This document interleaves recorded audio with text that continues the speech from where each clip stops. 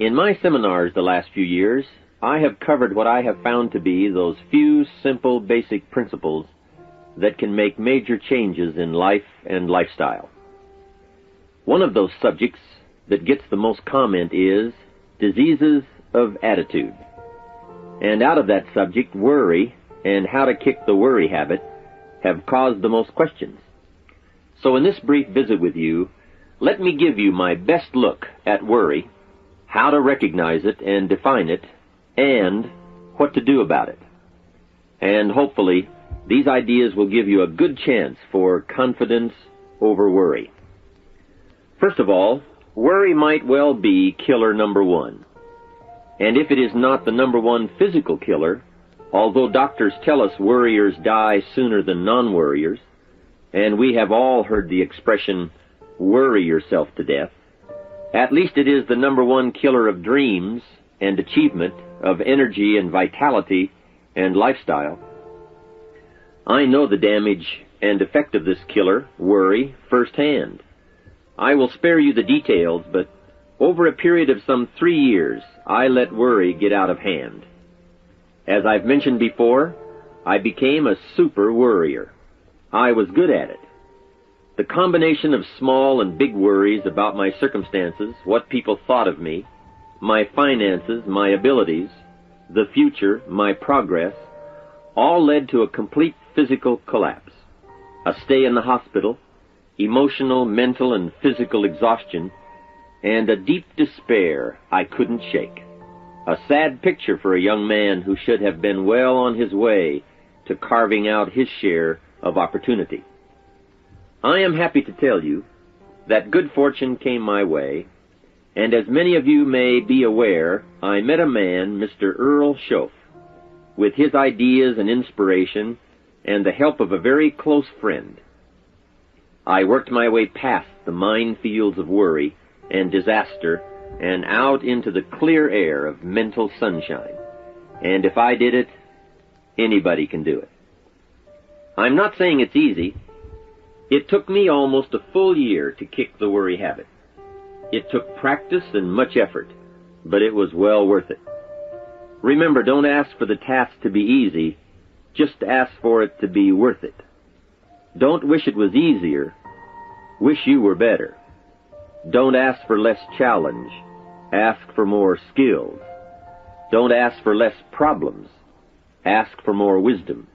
It's the challenge that makes the experience. And life and its color and meaning and adventure for you is this collection of experiences. To wish them away is to wish your life away.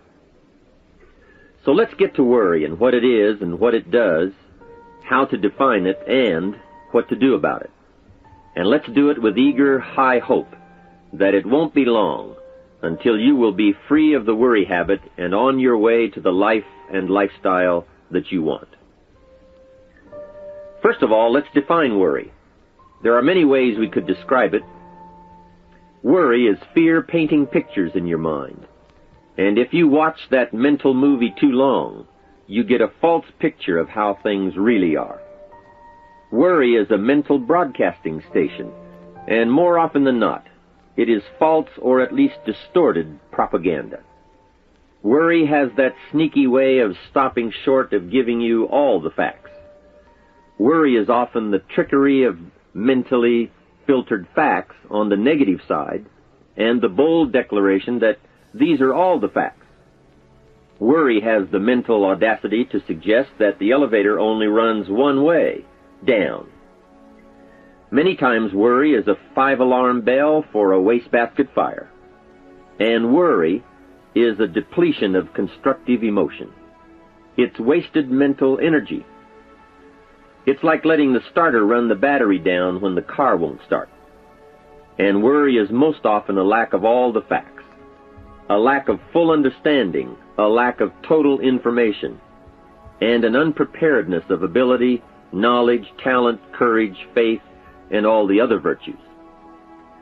That should give us a better definition of worry, and remember, left unchecked, it can become like a mad dog loose in the house, and the sorrow and pain and regret is too large a price to pay not to do something about it, and to do it now. You see, if you contemplated the total sum of human suffering long enough, it would drive you mad. You must understand how life is. Human suffering, man's inhumanity to man, war, disease, poverty. But it must be in what I call its rightful ratio of your mental and emotional time. So much for what worry is. The next question is, what can I do about it? What is the first step? My best advice on this is to first recognize worry for what it is, admit what it does, and then decide you now want to be free. It first starts with decision on your part. And may I add, well, you should decide. Why let worry continue to take money out of your pocket and bank account? Why let worry any longer keep you from becoming all you can be? Why let it rob you of better friendships, better business, better profits, better results, better communication, better family relations? Why impose your worry on others any longer? It's a burden you can get rid of and a monkey you can get off your back. Why not be rid of those sinking, nagging feelings that all is not going to be well, that you can't do it, that it won't work out for the best? Worry is undue concern that takes up too much of your mental and emotional time. Now, we must all be concerned. Hey, life is no joke except to the jokers. Life and how to live it is a serious matter. It is risky, full of peril, and there are constant threats to the good we want and to the pursuit of happiness. However, it is undue concern, or concern that takes up too much mental time, that begins the harm. It's like a family planning a wonderful trip. While they certainly should be concerned about the condition of the car, the tires, and making sure they pick the proper route, it would be foolish to allow themselves to be completely turned negative with the thought that they might crash and kill the entire family. If that were the case, even if they went, the entire trip would be turned into one nightmare of fear with the specter of chaos looming around every curve, rather than enjoying the wonderful trip they had planned for themselves and their family. A lot of people do that with their entire life. So, start to make these declarations. And if you mean it, they will start you on your way to confidence and adventure, free of the worry habit. Say first, I've had it with worry. I'm tired of being beaten down and hassled with all those negative mental pictures. I refuse to be tricked by false facts. I'm really not that weak. Never again do I want those sick feelings inside, those mental false alarms. I'm tired of the drain on my resources. I'm tired of the embarrassment of the lack of confidence. I don't want people, especially my family, to see me in this state anymore. I've got more to offer. I refuse to let my life be short-circuited any longer by letting my mind run wild with a distorted view of the facts, whether I bring it up or if it comes from someone else. Prove it to yourself. Think back over all the things that you worried about, all the fantastic, catastrophic events that your well-meaning advisors had told you were going to happen. Be pleased that none of them ever happened to you, or else you would not be alive today. 90% of the things you worry about never happen anyway. All of us have had these well-meaning advisors who want to appear larger in the eyes of those they wish to advise, and who immediately rear back and describe every single bad option they can think of that might possibly happen. By the time they have finished, the one who has come for some confidence and some help wonders why he even bothers to live anymore. And the fact is, those things are never really going to happen anyway. Bring to question now what your mind tells you or what others tell you, and pledge not to go for false alarms. I've had it is a good beginning. This first step will start you arguing with your worry thoughts. Soon you will start to examine your fears and worries to see if they are valid, and you won't let your mind play those mental tricks any longer.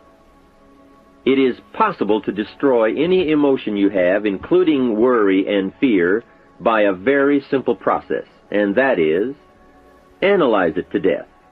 Drag it out on the table and look at it. Weigh it against all of your past experiences. Make sure this one can stand against all the past facts you have.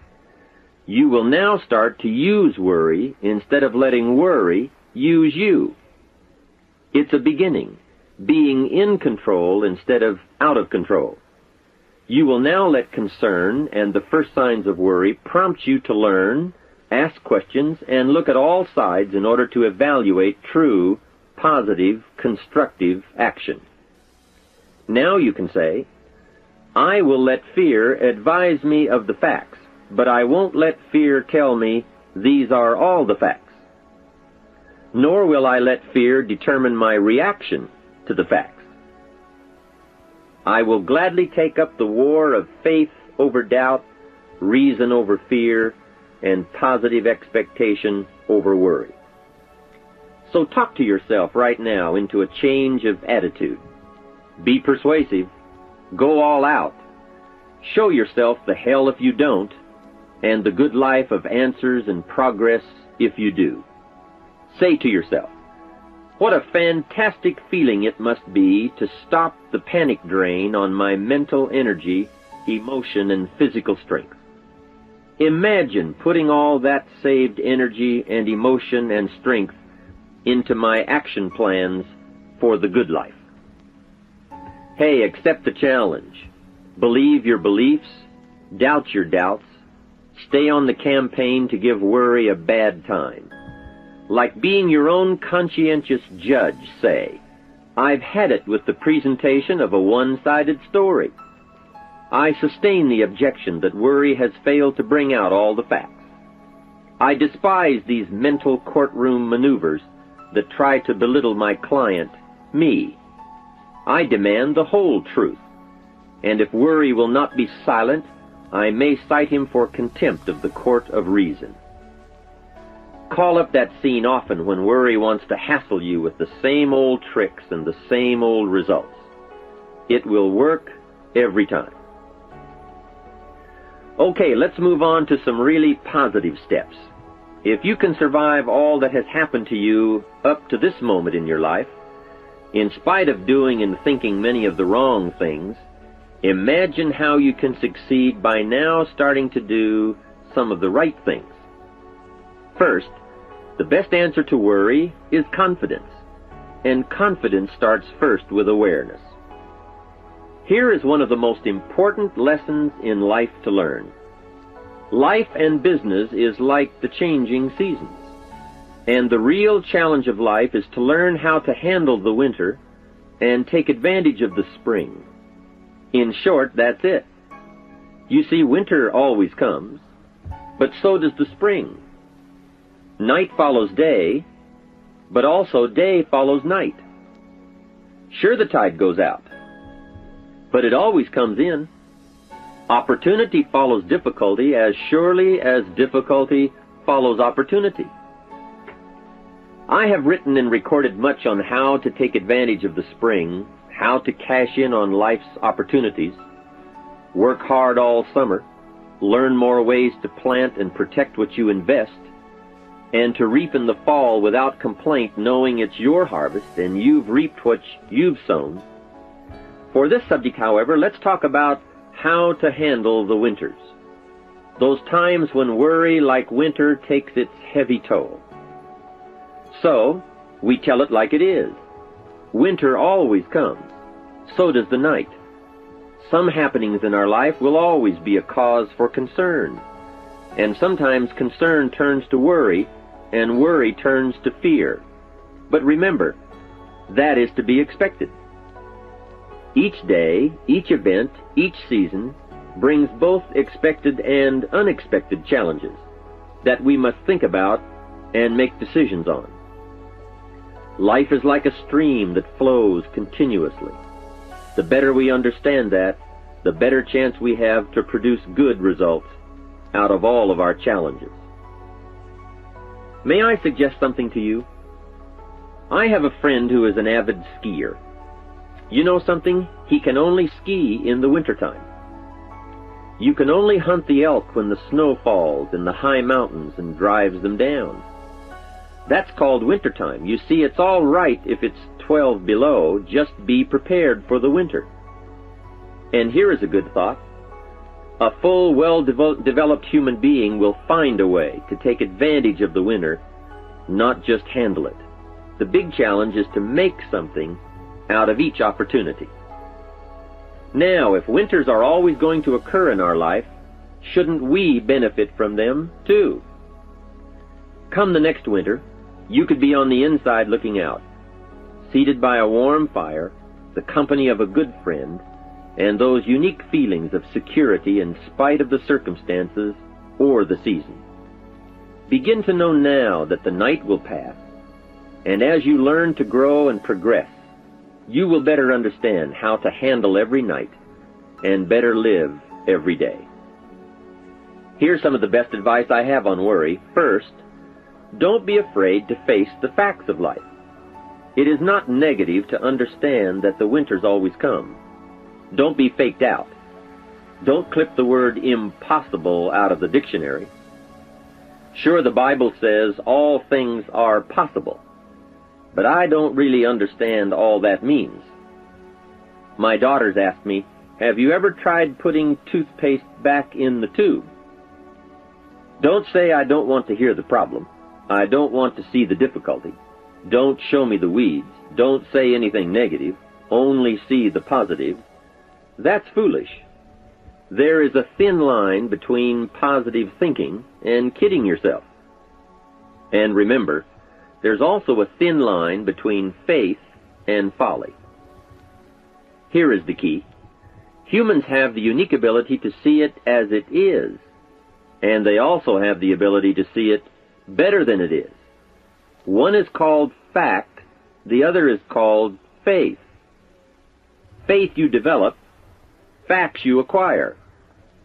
The facts you acquire are essential. It's like belief. You constantly must find facts to support your belief. Faith says, "I will move mountains." It doesn't say, "I will move mountains if someone gives me a bulldozer. I'll move a mountain if they will build me a road up there, if the weather's nice, if they give me a shovel." Faith just says, "I will move mountains." Faith doesn't ask for a result to prove its existence. Faith is because it is. And remember, people die for faith.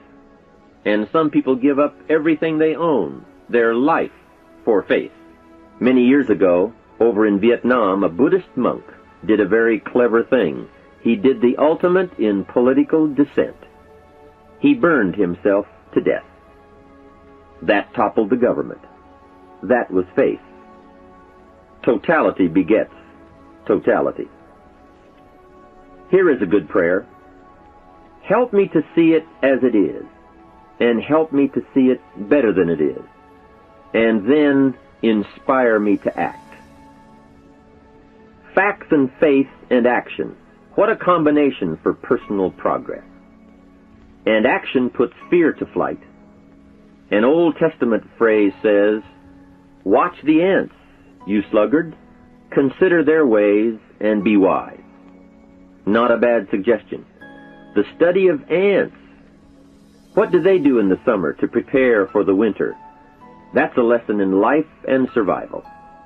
Happiness, wealth, peace, security, success, safety, friendship, reward, results, and all human achievement comes from a growing ability to understand and handle the changing seasons. And so we come right back to the theme of our entire enterprise, self-development. Learn to work harder on yourself than anything else. The key to all success in economics or mental health is self-development. It will all change for the better when you change for the better. It's what you become that really counts. And you are the only variable. So a good statement is, you can't be all positive. You can't be all confident. You can't be all faith. But confidence and faith and courage and inspiration can dominate worry and fear. Physical and emotional forces are always at work, and something will win and conquer. Make sure you give yourself the best chance to get mental and emotional domination over all of your challenges. And here is one of the master keys to the good life: developing the intelligence and accepting the challenge of putting all of your emotional experience into their rightful ratio. Beginning this progress can bring about the most dramatic changes. You see, disappointment is like winter. It always comes. It is foolish to say, don't be disappointed.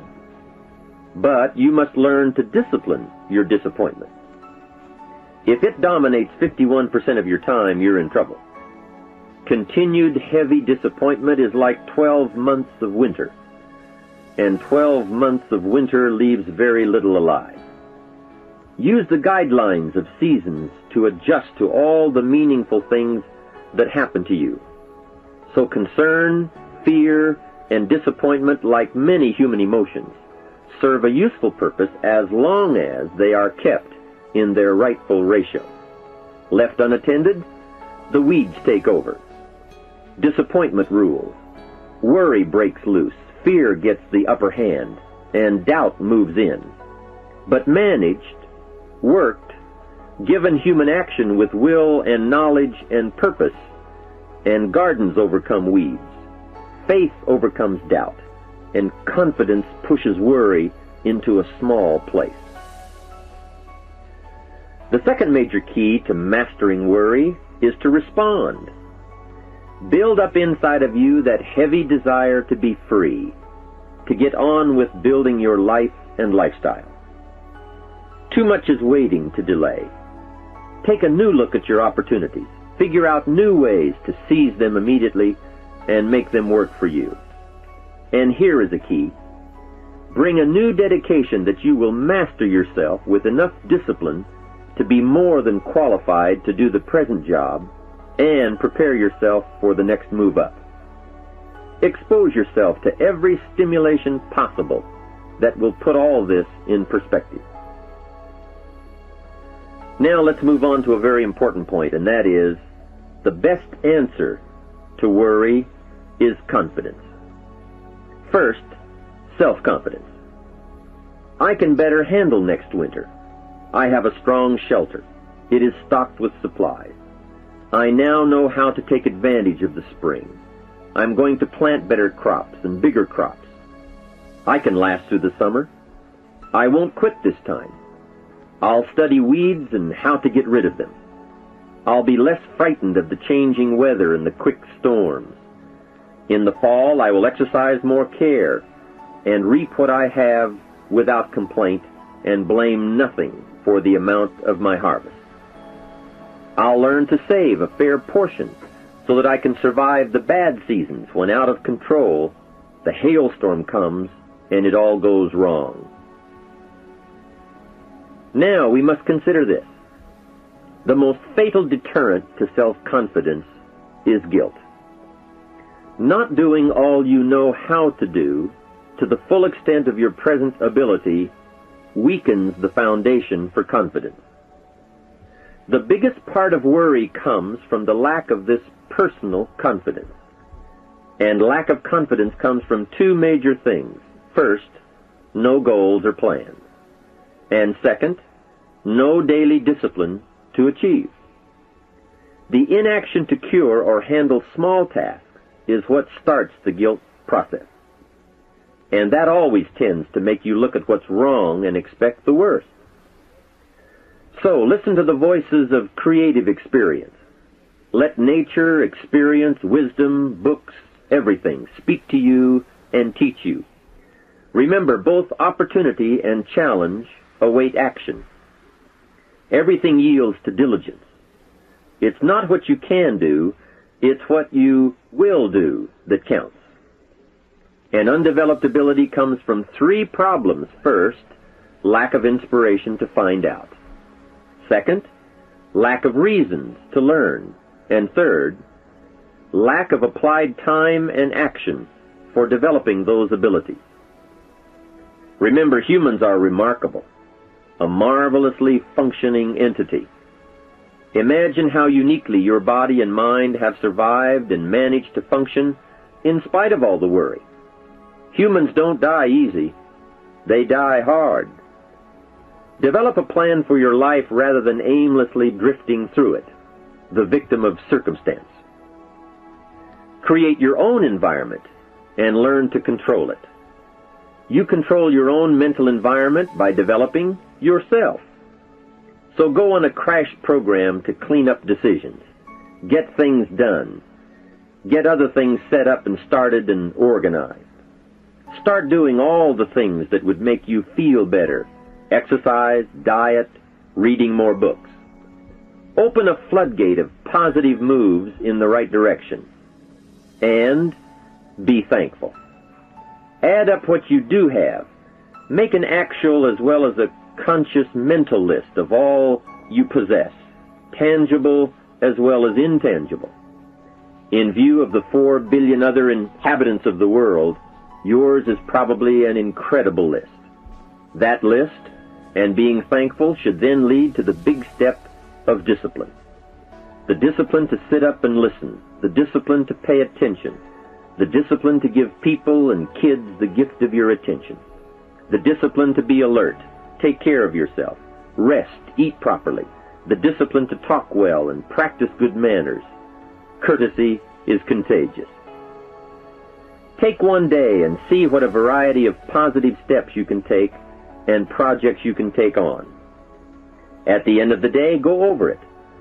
Write out the positive steps, the progress on projects, the rest, the exercise, the meals, the hobbies, calls, records, conversations, and letters.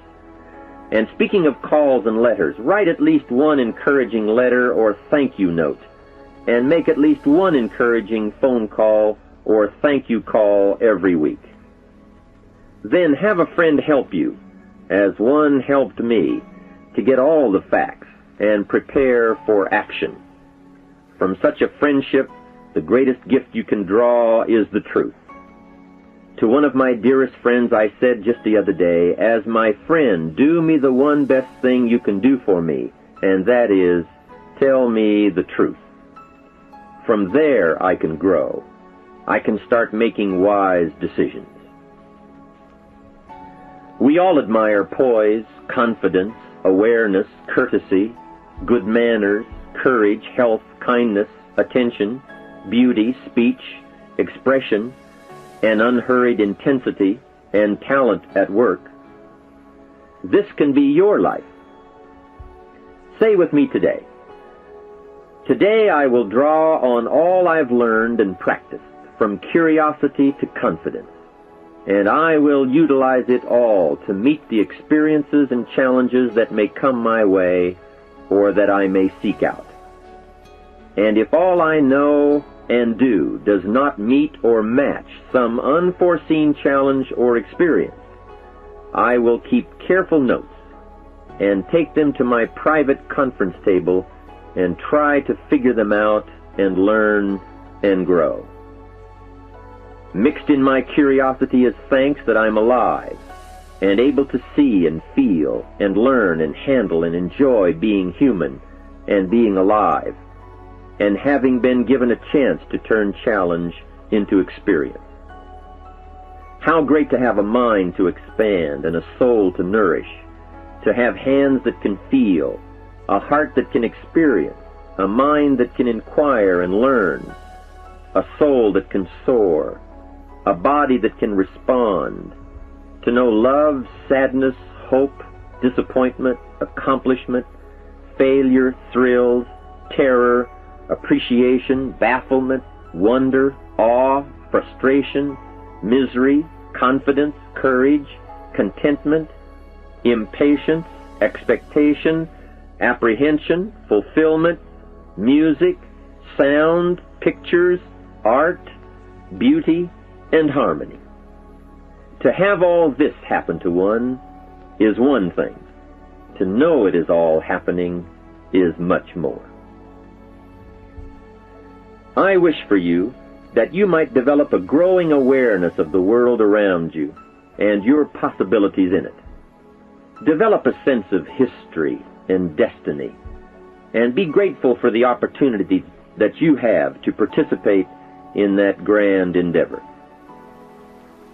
To sum it all up, first understand what worry is. You now know that it can be beneficial and destructive, depending on your awareness. Next, resolve to be free of the habit. That job is up to you, to work on yourself, to get the right attitude. Next, start the daily action of first cleaning up all your current situations. Remember, little achievements lead to confidence that conquers guilt. Then buy up every challenge to reach your goal. You can now handle it, the winter, the spring, the harvest. Bring a new zeal to every problem, to every fear, to every opportunity. The inspiration from it all and the immediate and future progress that will someday give you a view from the top of your goals, your adventure, and your achievements. In conclusion, let me give you one piece of poetry that sums up what a life of adventure should be like and how you should feel. You are now a seasoned warrior. You bear the scars of honorable battle. And here is where you stand today. The familiar words of William Henley, "Out of the darkness that covers me, black as the pit from pole to pole, I thank whatever gods may be for my unconquerable soul. In the fell clutch of circumstance I have not winced nor cried aloud. Under the bludgeonings of chance my head is bloody but unbowed. It matters not how strait the gate, nor charged to punishments the scroll. I am the captain of my fate, I am the master of my soul." From all of my staff, and from myself, personally, I want to thank you for listening. Let's do something remarkable.